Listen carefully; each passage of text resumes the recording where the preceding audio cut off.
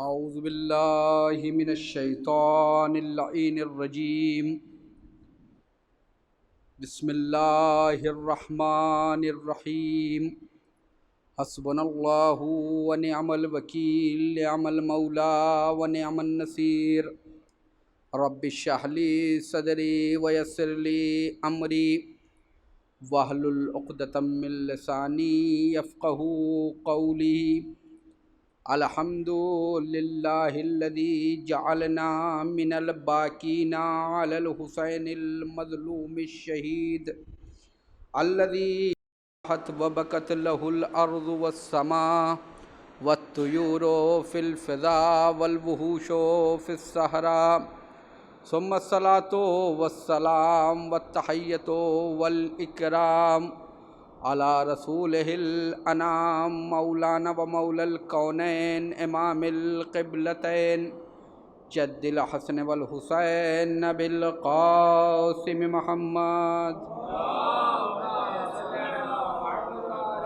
وعلی اہل بیتہ الطیبین الطاہرین المعصومین المظلومین ولعنۃ اللہ علی اعدائہم اجمعین من یوم ظلمہم و عداوتہم الی لقاء یوم الدین اما بعد فقد قال رسول اللہ صلی اللہ علیہ وآلہ وسلم ذکر علی عبادہ درود پڑھ دیں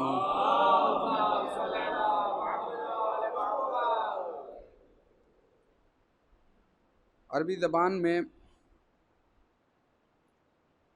یاد کرنے کے لیے جو لفظ استعمال ہوتا ہے کہ جس کے لیے کہا جاتا ہے کہ اسے یاد رکھیے اور یہ انسان کو ہمیشہ یاد رکھنا چاہیے،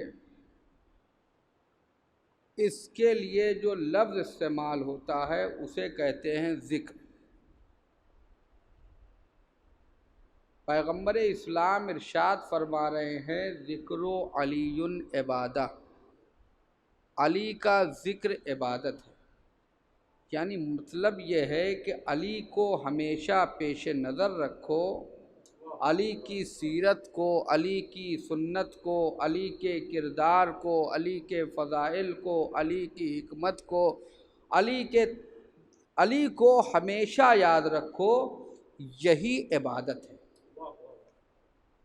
اور اس کے بعد ارشاد فرمایا دوسرے مقام پر کہ ارشاد فرماتے ہیں زینوا مجالسکم، اپنی مجلسوں کو، اپنی نشستوں کو زینت دو علی ابن ابی طالب کے ذکر سے،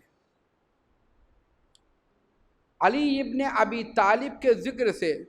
مجالسکم، اپنی نشستوں کو، یعنی جہاں پر بھی بیٹھو، جہاں پر بھی دو آدمی بیٹھے وہاں گفتگو کا محور علی ابن ابی طالب ہو۔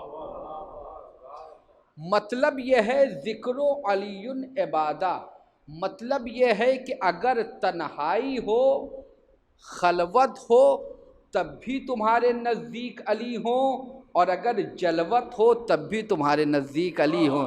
ایک صلوات پڑھ دے محمد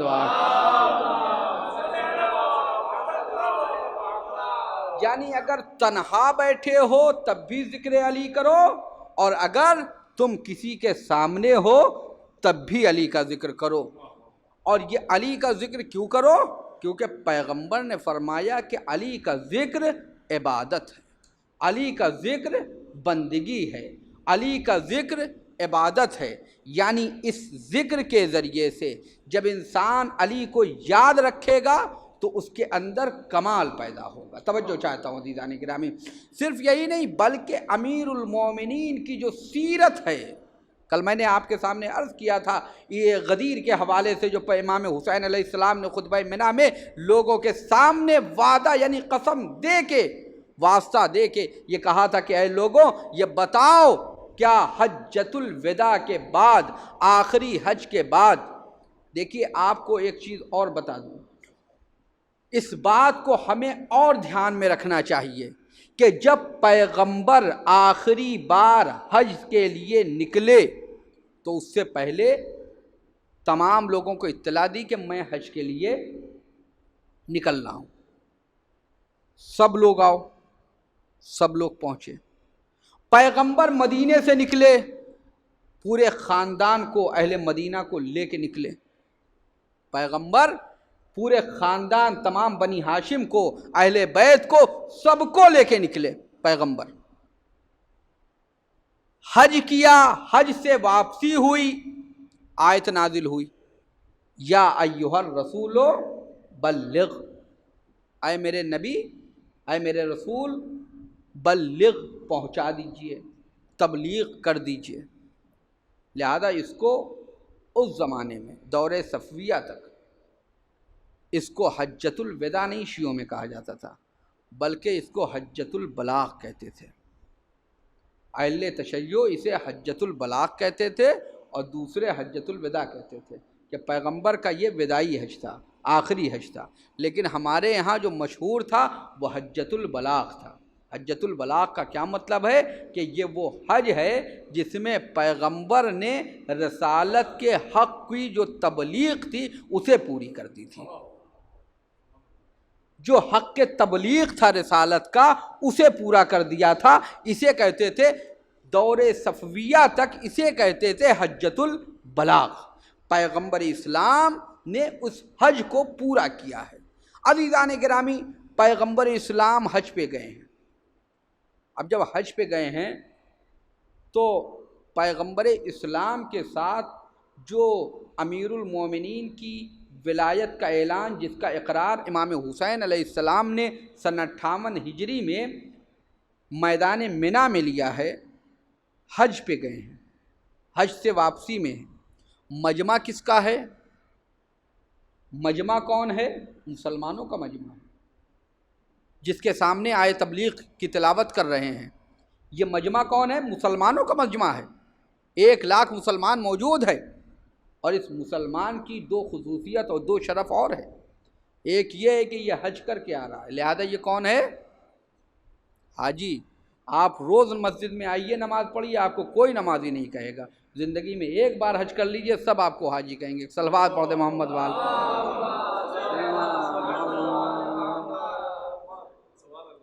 تو اسے حاجی کہا جائے گا۔ اور اس کے بعد جو دوسرا شرف تھا کہ یہ سب چونکہ رسول اللہ کے ساتھ تھے، لہذا یہ سب حاجی کے ساتھ ساتھ صحابی بھی تھے۔ یہ حاجی کے ساتھ ساتھ صحابی بھی تھے۔ اب پیغمبر نے حج پہ بلایا ہے۔ حج پہ کس کو بلایا جاتا ہے؟ وَلِلَّهِ عَلَى النَّاسِ حِجُّ الْبَيْتِ، اللہ نے حج کو واجب کیا ہے اپنے خانہ کعبہ، اپنے گھر کے حج کے لیے، کس کو؟ من استطاع الیہ سبیلا، جس کے پاس استطاعت ہو۔ استطاعت سے مراد کیا ہے؟ استطاعت سے مراد یہ ہے، استطاعت کے ساتھ ساتھ یعنی پیسہ بھی ہو، اور ایسا نہیں کہ صرف پیسہ ہے تب حج واجب ہے، پیسے کے ساتھ ساتھ صحت بھی ہو، یعنی سن بھی سکتا ہو، دیکھ بھی سکتا ہو۔ پیغمبر ایسے مجمع میں اعلان غدیر کر رہے ہیں، کوئی یہ نہ کہہ سکے حاجیوں کے مجمع میں کہ ہم نے دیکھا نہیں یا ہم نے سنا نہیں۔ ایک صلوات پڑھ دے محمد۔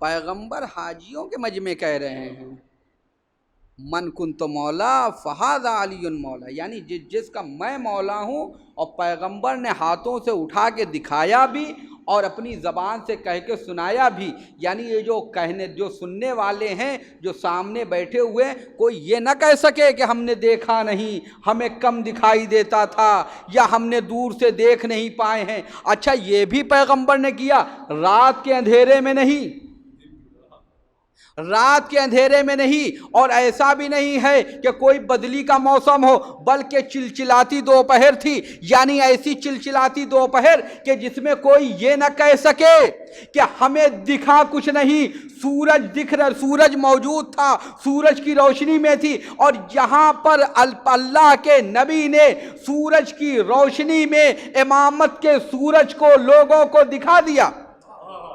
ولایت کے سورج کو دکھا دیا تاکہ کوئی یہ نہ کہے ہمیں دکھا نہیں یا ہم نے سنا نہیں۔ پیغمبر بتا رہے ہیں اگر تم حج کر کے لوٹے ہو تو تم یہ کہہ بھی نہیں سکتے کہ ہم نے دیکھا نہیں، ہم نے سنا نہیں۔ ایک صلوات پڑھ دے محمد والا۔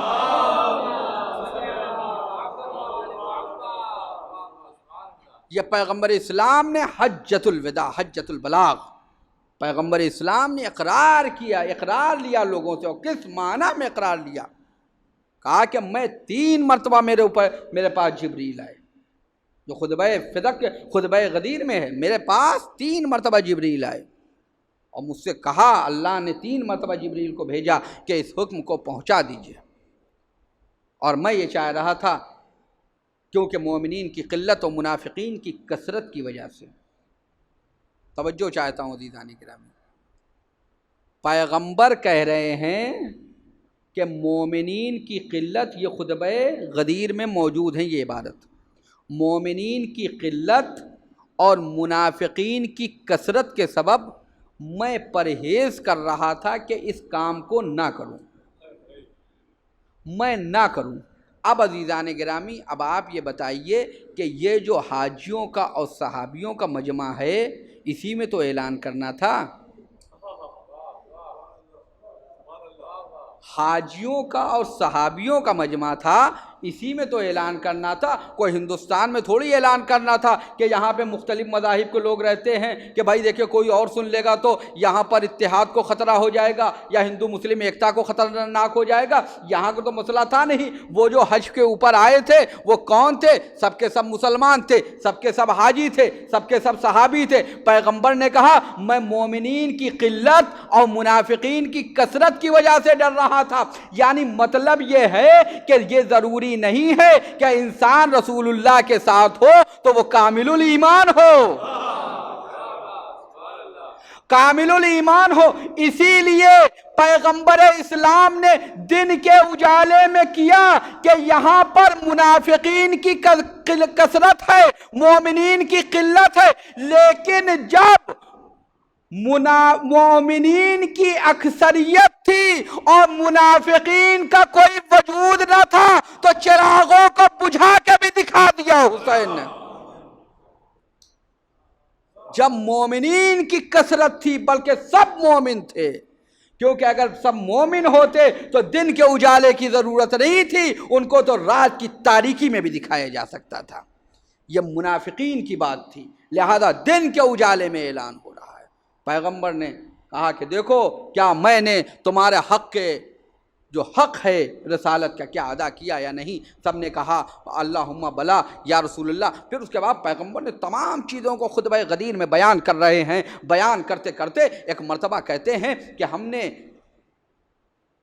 الست اولا بکم من انفسکم، کیا میں تمہارے نفسوں پر تم سے زیادہ حاکم نہیں ہوں؟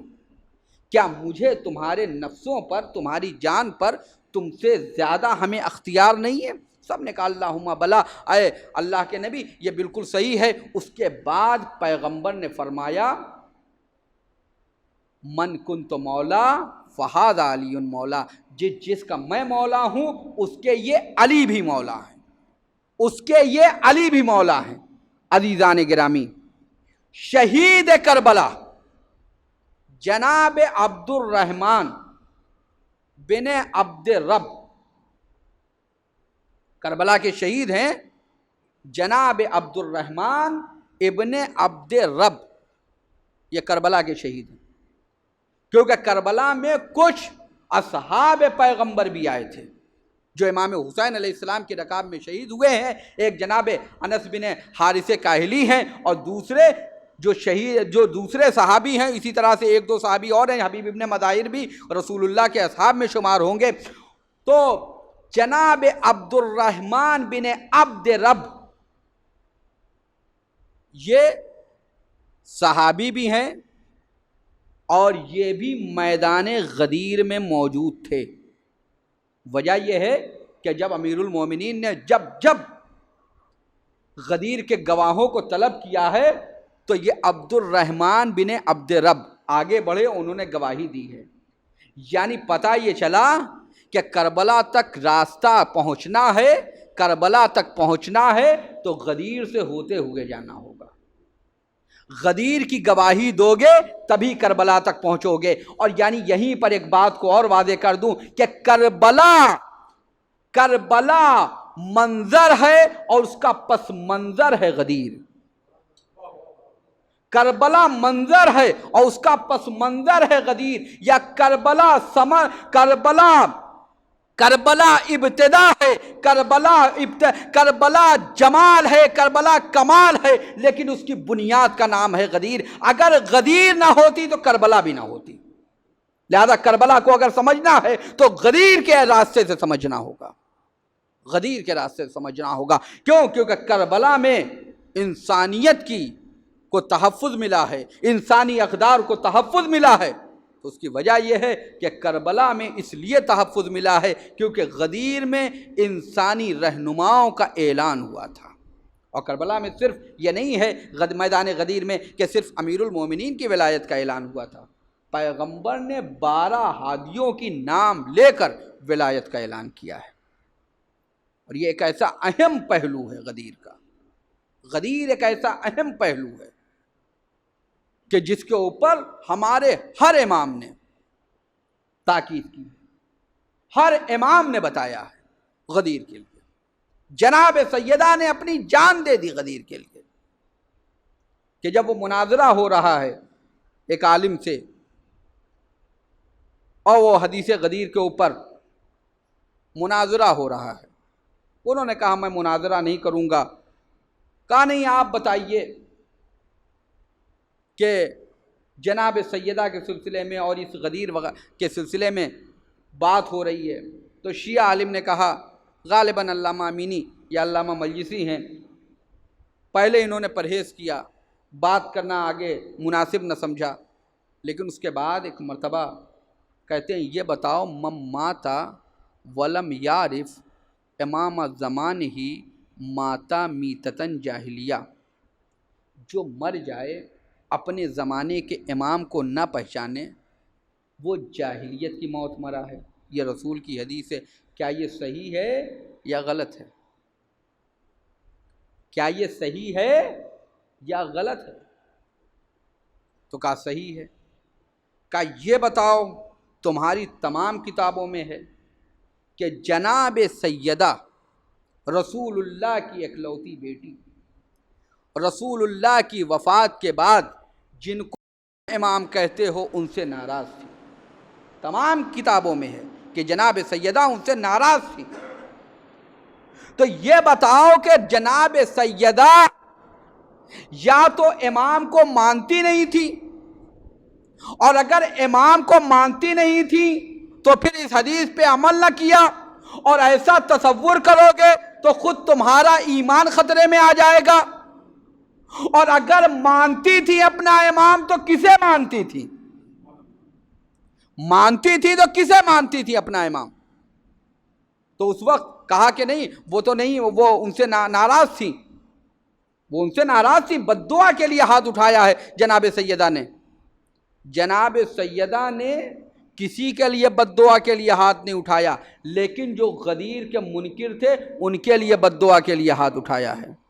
غدیر کے منکر کے لیے بد دعا کی ہے جناب سیدہ نے۔ اتنا اہم ہے غدیر، اتنی اہمیت رکھتی ہے غدیر، غدیر کی اہمیت ہے، غدیر کی اہمیت ہے۔ اور اس کے بعد آپ دیکھیے پیغمبر نے ہر ممکن، ہر موضوع پر، ہر جگہ، جیسا کہ امام حسین علیہ السلام نے حدیث غدیر کے بعد جس فضیلت کا اقرار لیا ہے، اور وہ بھی ہر فضیلت کا اقرار لینے سے پہلے ان کو واسطہ دیا ہے اللہ کا، وہ ایک واسطہ۔ اس کے بعد جب حدیث غدیر کا اقرار لے لیا امام حسین علیہ السلام نے میدان منی میں خطبہ منی دیتے ہوئے، اس وقت ایک اور حدیث کا کہا تمہیں انشدکم اللہ، میں تمہیں واسطہ دیتا ہوں اللہ کا، یہ بتاؤ اب جو میں بیان کر رہا ہوں یہ صحیح ہے یا نہیں صحیح ہے؟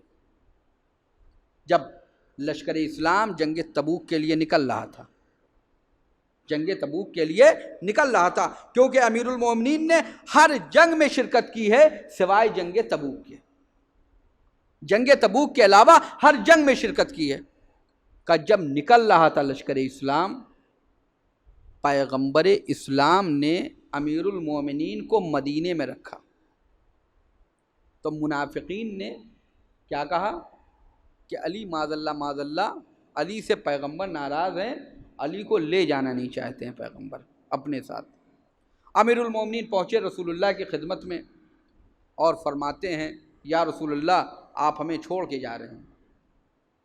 تو رسول اللہ نے فرمایا مدینے میں چھوڑ رہے ہیں، کیوں؟ کیونکہ منافقین کا ڈر ہے کہ کہیں پیغمبر بھی مدینے میں سارے بہادر چلے جائیں گے، کہیں مدینے پہ حملہ نہ ہو جائے، لہذا مدینے میں پیغمبر جانتے ہیں کہ کوئی اگر حفاظت کر سکتا ہے مدینے کی تو وہ امیر المومنین ہے۔ عزیزان گرامی، جب پیغمبر ایک جنگ پہ جا رہے ہوں تو بغیر جانشین چھوڑے نہیں جاتے ہیں، تو ہمیشہ کے لیے جب جا رہے ہوں، اور آپ دیکھیے جانشین معین کرنا، جانشین تو سب نے معین کیا۔ خلیفہ اول اس دنیا سے گئے، انہوں نے خلیفہ ثانی کو معین کر کے گئے۔ خلیفہ ثانی اس دنیا سے جا رہے تھے، انہوں نے 6 لوگوں کی ایک شورا کمیٹی بنا کے گئے ہیں۔ پھر اس کے بعد آپ دیکھیے کہ حاکم شام جب جا رہا ہے اس سے پہلے وہ یزید کو معین کر کے جا رہا ہے، یعنی یہ تمام کے تمام افراد دین کے اسلام کے پکے ٹھیکیدار ہو گئے، دین کے اسلام کے سب کے مخلص ہو گئے، اور جو بانی اسلام ہے اسے اسلام کی خبر ہی نہیں، وہ بغیر نگہبان معین کیے چلا گیا۔ اس کا یہی تو مطلب ہوگا۔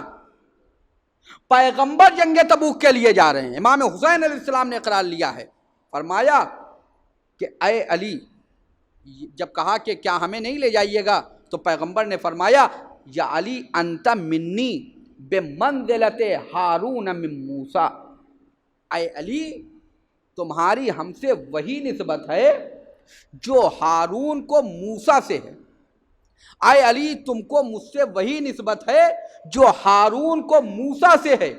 اور اس کے بعد پیغمبر اسلام نے فرمایا یا علی انت ولی کل مومنین، اے علی تم ہر مومن کے ولی ہو، یعنی ہر مومن کے مولا ہو۔ یعنی پیغمبر جب 10 دن کے لیے، 12 دن کے لیے، 1 مہینے کے لیے جنگ پہ جا رہے ہیں تو علی کو مولا بنا کے جا رہے ہیں، علی کو جانشین معین کر کے جا رہے ہیں، تو یہ کیسے ممکن ہے کہ پیغمبر ہمیشہ کے لیے جا رہے ہو تو بغیر کسی کو معین کیے چلے جائیں؟ لہذا ماننا پڑے گا کہ پیغمبر نے کسی کو اپنا جانشین بنایا ہے تو کسی کے بارے میں کچھ نہ ملا۔ کوئی یہ نہیں کہتا کہ ہمیں پیغمبر نے جانشین بنایا ہے۔ اگر کسی نے کہا کہ پیغمبر نے ہمیں اپنا جانشین بنایا ہے تو وہ مولا کائنات امیر المومنین حضرت علی ابن ابی طالب ہیں۔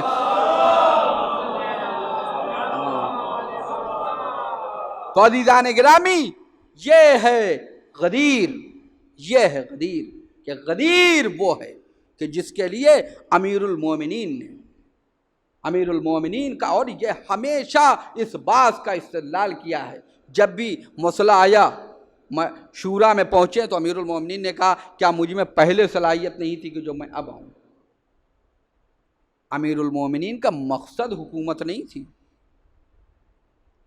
اقامہ حق کے لیے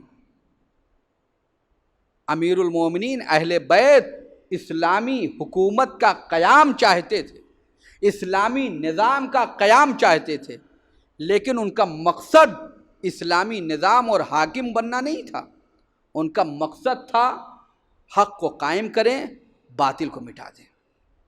اور امام حسین علیہ السلام نے بھی اسی چیز کو میدان کربلا میں پیش کیا ہے اور اپنے اصحاب کے ذریعے سے اس بات کو پیش کیا ہے۔ آپ تاریخ اٹھا کے دیکھ لیجئے، ہر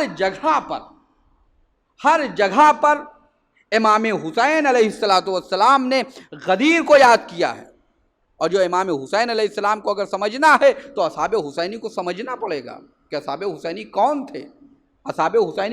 تھے، کیا تھے اصحاب حسینی۔ ایک صحابی امام حسین علیہ السلام کے جن کا نام تاریخ میں ہے، جناب نافع بن ہلال، کربلا کے شہید ہیں، جناب نافع بن ہلال کربلا کے شہید ہیں۔ جناب نافع بن ہلال امیر المومنین کے ساتھ بھی تھے، جناب نافع بن ہلال تیر انداز بھی تھے، جناب نافع بن ہلال کوفے میں جناب مسلم کے ساتھ تھے، جناب نافع بن ہلال امام حسین علیہ السلام کے ساتھ کربلا میں آئے۔ جناب نافع بن ہلال کس منزل پہ ہیں؟ اطاعت امام کی منزل پہ ہیں، یعنی جو غدیر کو مان لے گا وہ کس منزل پہ پہنچے گا؟ وہ مولا کو اپنا مطیع محض سمجھے گا، یعنی اپنے کو مولا کا مطیع محض سمجھے گا، اسے محض امام کی اطاعت کرنی، اسے کچھ نہیں کرنا۔ کربلا میں پہنچے ہیں امام کے ساتھ، تجدید بیعت کی ہے 2 محرم کو، پھر بیعت کی ہے امام کی کہ ہم آپ کی راہ میں اپنی جان دے دیں گے۔ شب عاشور جناب نافع بن ہلال نے جب آزمایا ہے، جب امتحان لیا تو سب سے پہلے بولے۔ جناب نافع بن ہلال امام حسین علیہ السلام کے ساتھ سائے کی طرح چلتے تھے، سائے کی طرح چلتے تھے۔ شب عاشور وہ مصائب کی روایتیں جو آپ سنتے ہیں، جناب نافع بن ہلال روز عاشور امام حسین علیہ السلام کے ساتھ ہیں۔ کربلا میں معیار ہے، میں نے آپ کے سامنے عرض کیا تھا کہ عمرو بن قرظہ کربلا کے شہید ہیں جو نافع بن ہلال کے ساتھ ہیں، اور ادھر انہی عمرو بن قرظہ علیہ السلام جناب عمرو بن قرظہ کا جو صلوات اللہ رحمت اللہ عمرو بن قرظہ کا سگا بھائی ہے علی بن قرظہ، وہ لشکر ابن سعد میں، وہ لعنت اللہ ہے۔ کربلا میں اگر سود برابر بھی حق تھا تو لشکر حسین میں تھا، اور اگر باطل تھا ذرہ برابر بھی تو وہ لشکر ابن زیاد میں تھا۔ کربلا میں دنیاوی کوئی رشتہ نہیں تھا، کوئی رشتے کی اہمیت نہیں تھی۔ کربلا والوں نے بندگی کے کمال کو پہنچ گئے تھے، کربلا والے اللہ کو پا لیا تھا۔ کربلا والوں نے، کربلا والے بندگی کی اس معراج پہ تھے۔ اب وہ جو دیکھتے تھے تو وہ نور الہی سے دیکھتے تھے، ان کی کوئی خواہش نہیں تھی، وہ وہی چاہتے تھے جو اللہ چاہتا تھا۔ وہ اگر سنتے تھے تو صرف اپنے امام کی بات کو سنتے تھے، اگر بولتے تھے تو صرف اپنے امام کی بات کو بولتے تھے۔ کربلا والوں نے کے اندر اپنی کوئی خواہش نہیں تھی، جو کچھ بھی تھا یہی چیز اہم ہے، کربلا والوں کی معرفت۔ اور اس کی وجہ یہ ہے کہ کربلا ہمارا ماضی ہے، اور صرف ماضی نہیں ہے کربلا ہمارا، بلکہ ماضی کے ساتھ ساتھ کربلا ہمارے لیے اسوہ حسنہ ہے۔ دنیا یہ کہہ سکتی تھی کہ امیر المومنین تو معصوم ہیں، امام حسین تو معصوم ہیں، جناب امام سجاد تو معصوم ہیں، اگر وہ عبادتوں کی زینت ہیں، اگر امام باقر اگر عالم ہیں، دین کا علم ہے تو وہ معصوم امام ہیں۔ لیکن امام حسین علیہ السلام نے اطاعت و بندگی کے لیے قیامت تک کے لیے سب کے لیے سارے عذر کو ختم کر دیا کہ اگر تم دین سیکھنا چاہتے ہو، اگر تم آئین سیکھنا چاہتے ہو، تم سچے مسلمان بننا چاہتے ہو، تم حقیقی مومن بننا چاہتے ہو، آؤ ہم تمہیں غیر معصوم کی پوری فہرست بتا دیتے ہیں۔ قیامت تک کے لیے کسی کے پاس کوئی بہانہ نہیں رہ جائے گا، ہم معصوم نہیں ہیں، ہم کیسے سیکھیں گے، ہم کیسے دین کو پڑھ سکتے ہیں۔ کربلا نے بتا دیا کہ یہ ہے تمہارا دین، اور تمہارا مستقبل ظہور امام ہے، تمہیں اس کی تیاری کرنا ہے، کیونکہ امام جب ظہور فرمائیں گے ان کو خیبر کی جنگ نہیں لڑنی ہے کہ کوئی بھاگتا ہوا نظر آئے، انہیں احد نہیں لڑنا ہے کہ کوئی پہاڑوں پہ بھاگتا ہوا نظر آئے، ان کو کربلا جیسی جنگ لڑنی ہے۔ تو جب کربلا جیسی جنگ لڑنی ہے، انتقام کربلا لینا ہے، تو کربلا جیسے صحابی چاہیے، کربلا جیسے سپاہی چاہیے۔ اسی لیے کربلا کو اہمیت دی گئی ہے، اور یاد کربلا کو اہمیت دی گئی ہے۔ وہ حکومتیں تباہ ہو گئیں جنہوں نے عزاداری حسین پہ پابندی لگائی، ان کا کوئی نام لیوا نہیں ہے۔ جو بھی حسین ابن علی سے ٹکرایا، چاہے وہ، کیونکہ آپ زیارت میں پڑھتے ہیں لعن اللہ امتن قتلت کا، اے حسین آپ کے قاتل پہ اللہ کی لعنت ہو. معصوم امام کی زیارت ہے نا.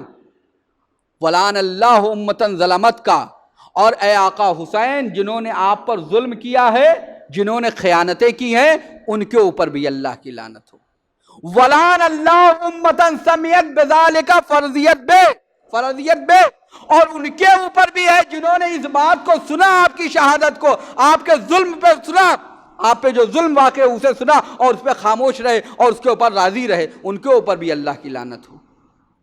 لہذا جیسا امام نے تعلیم کیا ہے، آپ دیکھیے گا ہر معصوم کے قاتل کو تو پکڑا گیا ہے، لیکن خیانتکار بچ گئے ہیں، خیانتکار بچ گئے ہیں. عبد الرحمن پکڑا گیا لیکن باقی دشمن بچ گئے. جودہ کو پکڑا گیا، باقی دشمن بچ گئے. لیکن دنیا کا واحد واقعہ کربلا ہے کہ جس کے جنایت کار بھی رسوا ہوئے، جس کے خیانت کار بھی رسوا ہوئے. اور وہ تمام لوگ جو قاتلان حسین، یہ بھی دیکھیے کہ قاتلان حسین، دشمنان حسین جو رسوا ہوئے، ہمیشہ اپنے گھر سے رسوا ہوئے، اپنی اولاد سے رسوا ہوئے. ہارون نے سب سے پہلے، ہارون رشید نے سب سے پہلے قبر حسین پر حملہ کیا. ہارون کا بیٹا قاسم ہے جو مرد مومن ہے، محب اہل بیت ہے. یہ محبت اہل بیت قاسم ابن ہارون کی، خود ہارون کے منہ پہ تماچا ہے. متوکل نے 17 مرتبہ قبر حسین پہ حملہ کیا. متوکل نے 17 مرتبہ قبر حسین پہ حملہ کیا، لیکن خود اپنے بیٹوں کے ہاتھوں مارا گیا ہے. صدام نے عزاداری پہ پابندی لگائی، بڑا روب و جلال تھا، کوئی یقین نہیں کر پا رہا تھا کہ اس کا کیا انجام ہوگا. لیکن سب نے دیکھا دنیا میں کس طرح سے ذلیل و رسوا ہو کے واصل جہنم ہوا. شاہ ایران 2500 سالہ سلطنت ختم ہو گئی عزاداری پہ پابندی لگانے کی وجہ سے.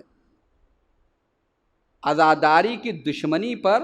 اور یاد رکھیے گا جو امام حسین کے ساتھ نیک کام کرتا ہے وہ ہمیشہ زندہ رہتا ہے، جو امام حسین کے ساتھ برائی کرتا ہے وہ تاریخ کے قبرستان میں دفن ہو جاتا ہے. اکبر کو کوئی پوچھنے والا نہیں ہے، جہانگیر کو کوئی پوچھنے والا نہیں ہے. مغلیہ سلطنتیں تباہ ہو گئیں، قاجاریہ سلطنتیں تباہ ہو گئیں، عثمانیہ سلطنتیں تباہ ہو گئی، سارے ظالم و جابر تباہ ہو گئے، ان کا کوئی نام لینے والا نہیں ہے. لیکن جس نے بھی عزاداری کو فروغ دیا ہے، آصف الدولہ زندہ ہے، نصیر الدین شاہ زندہ ہے، واجد علی شاہ زندہ ہے. ایک سلوات پڑھ دے محمد وآلہ محمد.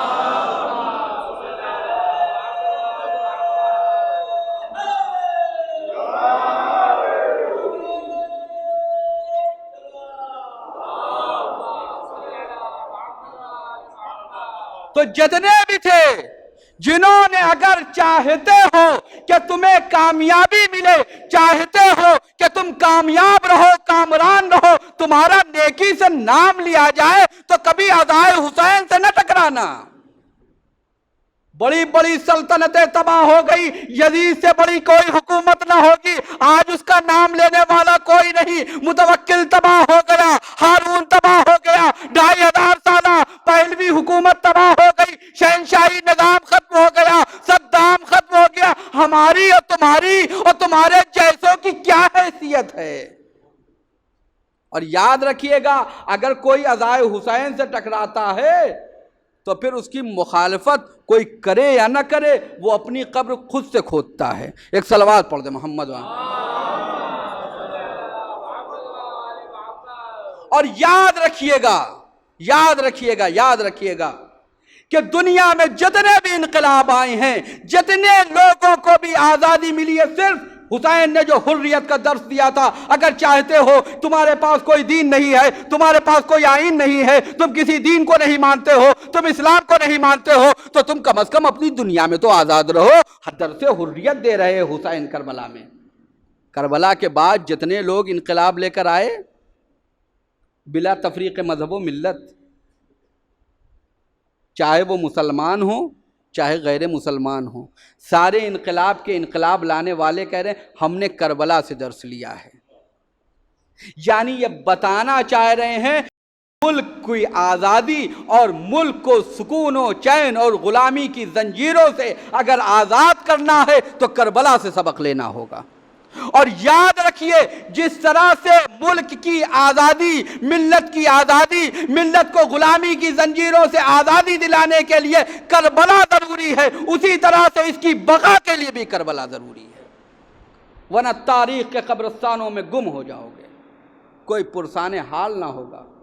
توہین عزا، تبرکات عزا کی توہین، تعزیے کی توہین، امام حسین کے شاعر کی توہین تباہ کر دے گی، برباد کر دے گی، اور نہ پھر کوئی فرقہ وارانہ سیاست کام آئے گی اور نہ ہی کوئی مشین تمہیں جتا پائے گی۔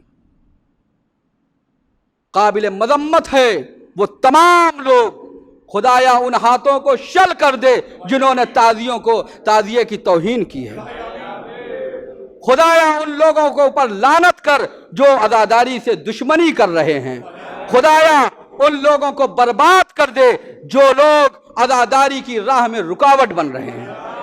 ہم کسی سے گزارش نہیں کر رہے ہیں، ہم صرف بتا رہے ہیں کہ جب بڑی بڑی سلطنتیں تباہ ہو گئی، بڑے بڑے عہدیدار تباہ ہو گئے تو ہم تمہاری کیا حیثیت ہے؟ ابھی بھی وقت ہے، عزاداری کے دشمنی، امام حسین کی دشمنی تمہیں مہنگی پڑے گی۔ اللہ نے کہا ہے جو بھی حسین سے دشمنی کرے گا، یزید کو تباہ کر دیا گیا، متوکل تمہارے سامنے ہے کیسے کیسے لوگ تباہ ہو گئے ہیں۔ لہذا عزاداری سے ہمیشہ ہاں عزیزو، اور جس نے بھی امام حسین کوئی دوستی کی ہے اور جس نے بھی امام حسین سے محبت کی ہے، جو حسین کا حبیب ہو گیا وہ شہید ہو کے بھی زندہ ہے۔ جس نے حسین کا جو حبیب ہو گیا تو حسین نے اسے بھی اپنا حبیب سمجھا اور حسین نے اس سے محبت کی، حسین نے اسے وہاں بلایا جو معراج بندگی ہے کربلا۔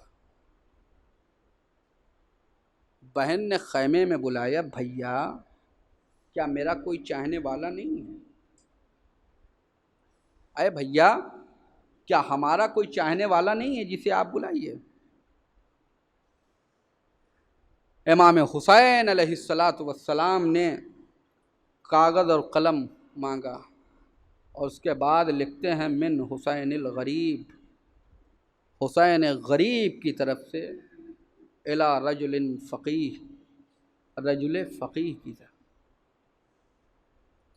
امام حسین علیہ السلام خط لکھا، قاصد کو دیا، کوفے میں جناب حبیب دسترخوان پہ بیٹھے ہیں، زوجہ کے ساتھ دسترخوان پہ ہیں، لقمہ گلگیر ہوا، ادھر دق الباب ہوا، کون؟ حسین کے قاصد ہیں۔ دروازے کو کھولا، خط کو لیا، آنکھوں سے لگایا، خط کو پڑھا۔ حبیب تم تو جانتے ہی ہو کہ رسول اللہ سے مجھے کیا نسبت ہے، اے حبیب تم تو جانتے ہی ہو کہ میں علی ابن ابی طالب کا لخت جگر ہوں، حبیب تم تو جانتے ہی ہو فاطمہ نے مجھے چکی پیس کے پالا ہے، حبیب آج میں نرغِ عادہ میں گھر گیا ہوں، حبیب کیا تم میری مدد کے لیے نہ ہو؟ جناب حبیب نے خط کو پڑھا، خط کو لپیٹا، آئے زوجہ کے پاس۔ زوجہ نے پوچھا کون تھا؟ کہا امام حسین علیہ السلام کا قاصد تھا۔ کیا ہوا؟ آقا حسین نرغِ عادہ میں گھر گئے ہیں۔ کیا لکھا ہے؟ بلایا ہے مدد کے لیے۔ کا ارادہ کیا ہے؟ میں تیرے بارے میں سوچ رہا ہوں۔ جانے قربان ہو جائیں کربلا کی خواتین پر، ان شیر دل خواتین پر جانے قربان ہو جائیں۔ حبیب یہ چادر تم اوڑھو، وہ تلوار ہمیں دے دو۔ اے میری شریک حیات و حسنات، میں تیرا امتحان لے رہا تھا، بھلا میرا آقا مجھے بلائے اور میں نہ جاؤں؟ غلام کو بلایا بیرون کوفہ، جاؤ گھوڑے کو لے کے جاؤ، میں بھی آتا ہوں۔ حبیب کو تاخیر ہو گئی تو گھوڑے نے قدم پٹکنے شروع کر دیے۔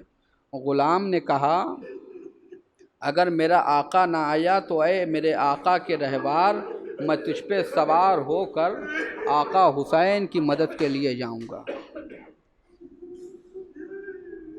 حبیب کے کانوں میں یہ جملے پہنچے، سر و سینے کو پیٹ لیا، اللہ اللہ، نبی کے نواسے پہ یہ وقت آ گیا کہ غلام بھی قربانیاں دینے کے لیے آمادہ۔ حبیب گھوڑے پہ سوار ہوئے، غلام سے کہا جا تجھے راہ خدا میں آزاد کر دیا۔ کہا کیسی آزادی، جب تک اس دنیا میں تھے تب تک غلام رکھا، اب آخرت کی طرف جا رہے ہیں، جنت کی طرف۔ حبیب نے اسے بھی سوار کیا، لے کے پہنچے۔ ادھر امام حسین علیہ السلام اسلحے تقسیم کریں، ایک نیزہ بچ گیا۔ کسی نے کہا آقا یہ نیزہ مجھے دے دیجئے۔ امام نے کہا اس کا مستحق، اس کا اہل آ رہا ہے۔ اچانک کوفے کی طرف سے گرد نمودار ہوئی۔ امام حسین علیہ السلام نے کہا بھیا عباس آگے بڑھو، علی اکبر آگے بڑھو۔ اب جو گرد چھٹی تو کیا دیکھا، حسین کے بچپن کا دوست حبیب آ رہا ہے۔ لشکر حسینی میں خوشی کی فضا ہے۔ ایک مرتبہ بہن کی کانوں تک یہ آواز پہنچی، بلایا اماں فضہ کون آیا ہے؟ جناب فضہ در خیمہ پہ آئیں، دیکھا حبیب آئے ہیں، جا کے بتایا اے شہزادی آقا حسین کے بچپن کے دوست حبیب آئے ہیں۔ ایک مرتبہ شہزادی نے فرمایا کہ اے اماں فضہ آپ جا کے حبیب کو میرا سلام کہہ دیجئے اور کہیے حبیب تمہارا شکریہ کہ تم اس وقت ہماری مدد کے لیے آ گئے۔ فضہ در خیمہ پہ آئیں، حبیب کو آواز دی حبیب حبیب خوش نصیب و حبیب، اے حبیب خوشا نصیب حبیب۔ ہاں عزیزوں حبیب متوجہ ہو گئے، حبیب متوجہ ہو گئے۔ ارے فاطمہ زہرا کی کنیز ہے، قرآن میں گفتگو کرتی ہے، یہ کیا کہنے والی ہے؟ متوجہ ہو گئے، سب لوگ متوجہ ہیں۔ اب جو فضہ نے کہا، فضہ تو کہہ کے چلی گئی لیکن حبیب اپنے سر و سینے کو پیٹنے لگے۔ اے فضہ نے کہا حبیب علی کی بیٹی نے تمہیں سلام کہا ہے۔ جزاکم ربکم خیر الجزا، جزاکم ربکم خیر الجزا۔ ہاں عزیزوں میں کہوں گا حبیب نبی کی نواسی نے سلام کہا، تم برداشت نہ کر پائے، لیکن جس کوفے سے آئے ہو اسی کوفے میں یہی نبی زادیاں بے مقنع چادر پھرائی جائیں گی۔ اے حبیب اس وقت تم کیسے برداشت کرو گے؟ جزاکم ربکم خیر الجزا۔ ہاں عزیزوں روز عاشور نمودار ہوئی، حبیب ابن مظاہر ہیں، شب عاشور حبیب ہیں۔ حبیب سے جناب نافع نے کہا اے حبیب فاطمہ کی بیٹی کو خواہر امام کو ہماری وفا پہ شک ہے، کیونکہ ادھر سے گزر رہے تھے جناب نافع، انہوں نے سنا امام حسین علیہ السلام خیمہ زینب میں گئے ہیں۔ ایک مرتبہ زینب نے کہا اے بھیا آپ نے اپنے اصحاب کو جانچ لیا ہے بھیا؟ اے بھیا ایسا تو نہیں کہ یہ آپ کو دشمنوں کے حوالے کر دے، کیونکہ جناب زینب نے دیکھا تھا بابا کے ساتھ لوگوں نے دغا کی تھی، بھائی حسن کے ساتھ دغا کی تھی۔ ایک مرتبہ زینب نے یہ سوال کر لیا، امام حسین علیہ السلام نے کہا بہن میں نے ابھی ان کو دیکھ لیا، یہ ہمارے سچے وفادار صحابی ہے۔ ارے میرے جیسے صحابی ہے ویسے کسی کے صحابی نہیں ہے۔ اس بات کو جناب نافع نے سن لیا، جناب حبیب کو بلایا، اے حبیب نبی کی نوازی کو میری وفا میں شک ہے۔ ایک مرتبہ تمام اصحاب جمع ہو گئے خیمے کے باہر، اے فاطمہ کی بیٹی، اے نبی کی نوازی، اگر آپ حکم دیجئے اپنی گردنوں کو اپنی تلوار سے کاٹ لیں۔ جزاکم ربکم خیر الجزا۔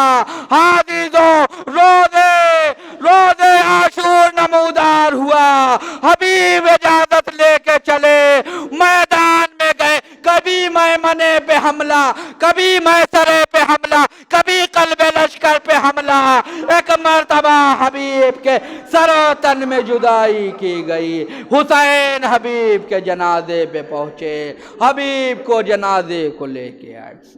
الا لعنت اللہ علی القوم الظالمین، سیعلم الذین ظلموا ای منقلب ینقلبون۔